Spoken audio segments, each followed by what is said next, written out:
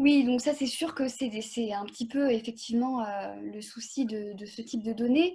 En même temps, en fait, en filigrane de ton témoignage, on voit apparaître le fait que tu as également une légitimité et une identité de musicienne. Est-ce que c'est pas aussi un moyen d'obtenir une certaine confiance de la part des personnes que tu interroges et de tes sources? Alors oui et non. La plupart du temps, oui. C'est vrai que j'ai la chance d'être très bien accueillie dans les réseaux de pratique que je fréquente et dans lesquels j'ai fait des enquêtes pour ma thèse. Et ça vient aussi du fait que je parle un peu le même langage parce que voilà, j'aime la musique, j'aime la danse et c'est quelque chose qui nous lie avant même voilà, d'échanger nos expériences dans le cadre d'un entretien. Parfois pas trop. Parfois ça n'ajoute pas à la confiance. Il y a des gens qui sont plus convaincus par l'étiquette chercheur, mais l'énorme majorité des cas, ça m'a ouvert évidemment des portes et surtout ça m'a permis, je pense, d'accéder à un niveau de communication, d'empathie et de confiance avec les musiciens, les musiciennes, les danseurs et les danseuses que j'ai rencontrés qui, en tout cas pour moi, a été très fort et qui a dépassé le cadre d'une simple enquête. Certains sont devenus des amis et certains aussi sont devenus des vrais partenaires de recherche avec lesquels j'échange très régulièrement et sur le long terme en fait. Et puis j'ai aussi des projets de musique, quelques-uns qui sont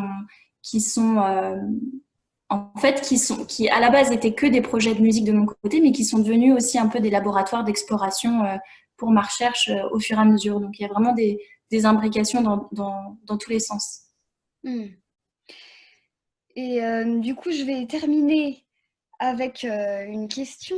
Euh, quel a eu l'impact de ta recherche dans ta vie, étant donné en plus que tu as une pratique de musicienne et que c'est ton objet de recherche, et peut-être la danse d'ailleurs, tu n'en as pas parlé, je ne sais pas si tu as eu une pratique de danse, mais est-ce que ça a fait évoluer ton regard sur ta propre pratique et quel impact tu as l'impression toi-même d'avoir sur les personnes que tu interroges?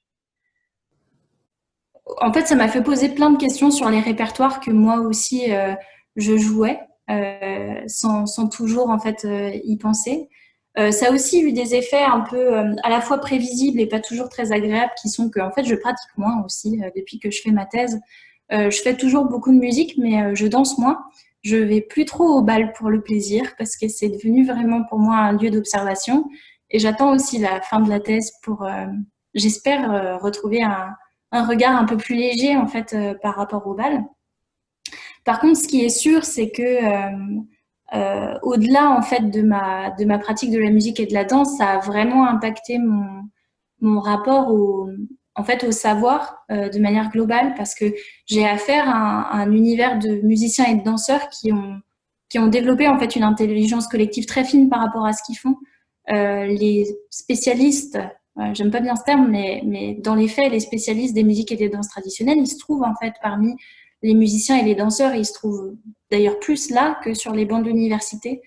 En tout cas, il y a des interrelations très très fortes entre ce qu'on appelle le domaine du savoir savant finalement et le domaine du savoir incorporé, institué dans les musiques et les danses traditionnelles. Et ça a été quelque chose de fascinant à observer. Tous les enjeux qu'il y a autour de la fabrication, de la transmission, de l'institution d'un savoir qui se veut un peu anti-institutionnel dans ces mondes de pratique-là. Et en même temps, de mettre aussi, moi, mon savoir de musicienne amateur devenue apprentie chercheuse en jeu, en fait, finalement. Et j'ai eu des expériences formidables de partage, en fait. J'ai animé, on m'a confié, en fait, l'organisation d'un atelier dans un festival de musique traditionnelle l'année dernière que j'ai transformé en débat mouvant, en fait, pour arriver à partager mes outils de recherche, partager les premiers résultats de recherche avec les participants qui se sont complètement appropriés mon travail, qui les ont remodelés et qui ont fait leur finalement un savoir que je proposais en fait à la discussion. Et ça a été une expérience assez transformatrice évidemment du point de vue du fond de ma recherche, mais aussi pour moi en tant qu'humain, finalement, de voir comment se fabrique collectivement l'analyse collective autour de ces pratiques-là qui ont un lien très fort au domaine de l'éducation populaire, qui est toujours actuel et qui, je pense, gagnerait encore à être revalorisé. Pardon. Très bien. Eh ben, Morgane, je vous remercie beaucoup de cet Merci. entretien. Merci beaucoup.